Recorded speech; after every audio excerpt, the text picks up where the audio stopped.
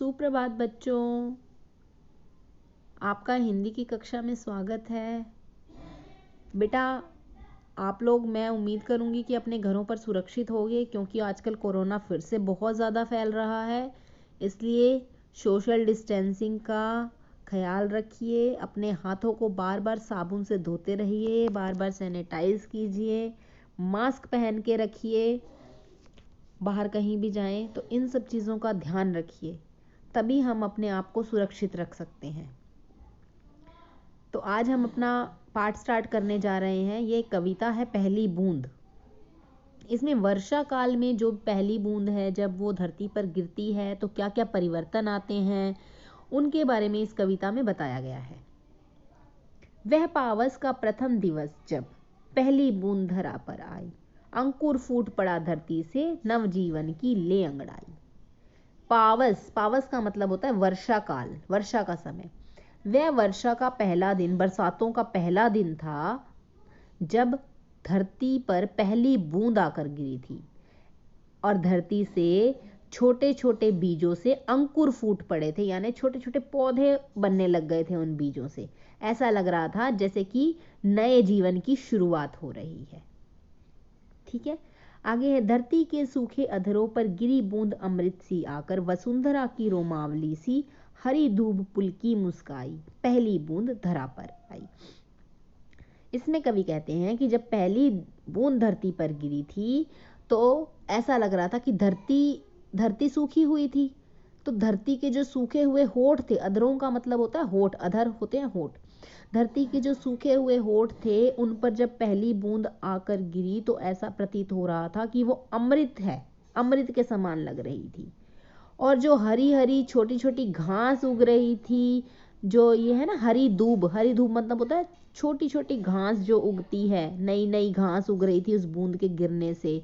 तो वसुंधरा का मतलब होता है बेटा धरती। ऐसा लग रहा था धरती के ऊपर जब वो हरी हरी घास उग रही है, तो जैसे हमारे शरीर पे छोटे छोटे रोए उगते हैं ना, रोए उठे होते हैं छोटे छोटे ये बाल, इस तरह से प्रतीत हो रही थी वो पहली बूंद।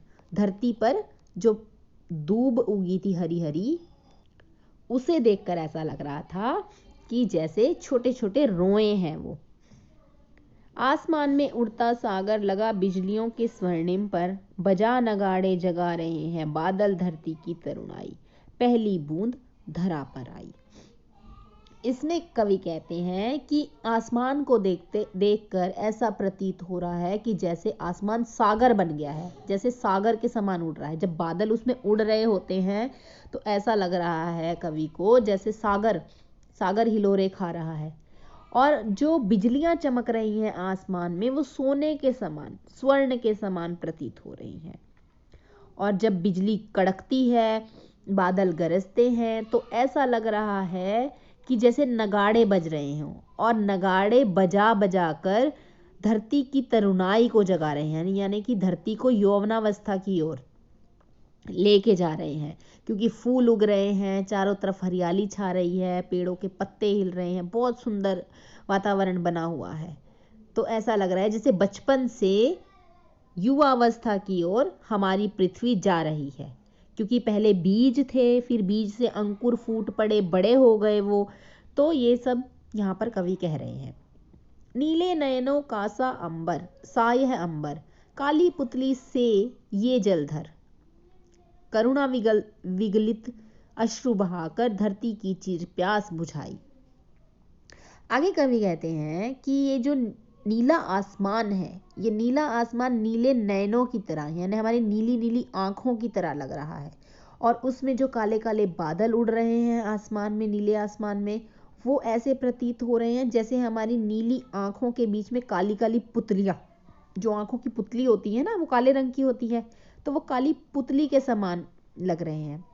और इस बादल ने अपनी ये जलधारा बरसाकर, जो चिरकाल से, यानी बहुत समय से जो धरती प्यासी थी, धरती अपने आंसू बहा रही थी, अपनी प्यास बुझाने के लिए रो रही थी, तड़प रही थी।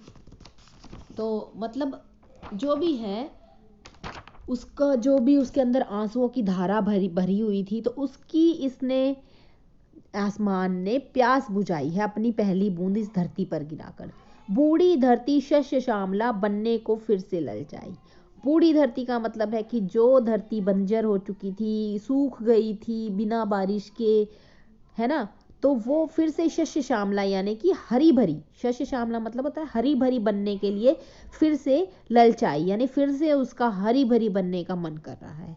पहली बूंद धरा पर आई, जब पहली बूंद इस धरती पर गिरी।